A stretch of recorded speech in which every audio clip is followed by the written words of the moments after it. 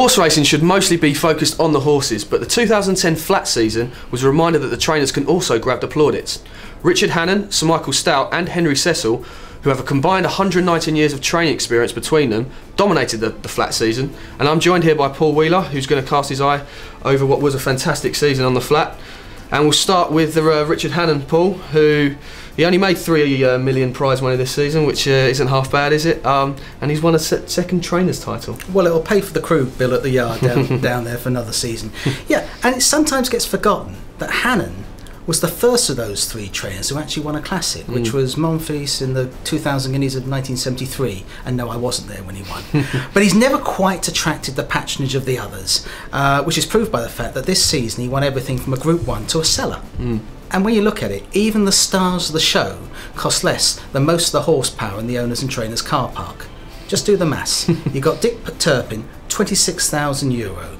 You've got Paco Boy, £30,000. And Camford Cliffs, who won the Irish 2000 Guineas, the St James's Palace Stakes and the Sussex Stakes. Oh no, he comes in at a comparative wallet depleting, what, £50,000?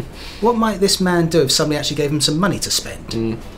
Now, Paul, most trainers will count themselves extremely lucky if they're involved with, say, a special horse during their whole training careers.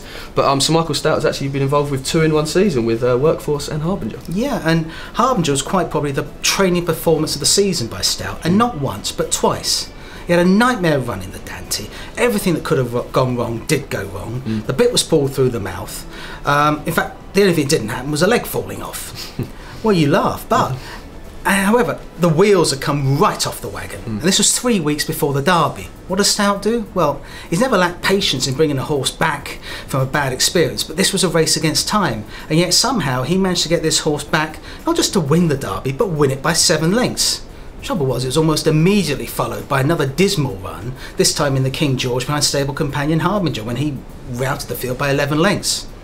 And even at the moment of Harbinger's victory, Stoute was sort of ticking over in the back of his mind. You could see him in the winner's enclosure he was thinking about Workforce. And I remember when people were asking him about the horse, he just turned around and said, don't write him off. He was absolutely right, because he goes and wins the Arc. Not bad, is it? No, it's not bad at all.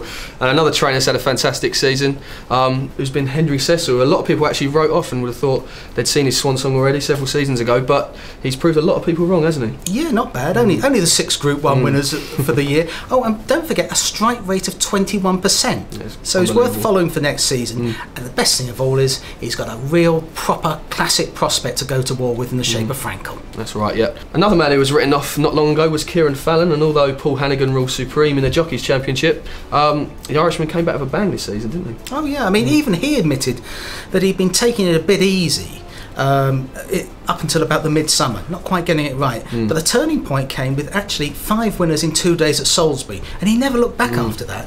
Between August and the end of the turf season, he rode over 60 winners, and that really showed he can still be a force where the Jockeys Championship is concerned. And he'll be in there this year, scrapping away with Paul Hannigan right from the start. And personally, I think he's going to be the one there at the finish. It's certainly been an extraordinary season in the horse racing world, summed up perfectly by Paul there. Let's hope 2011 can follow suit.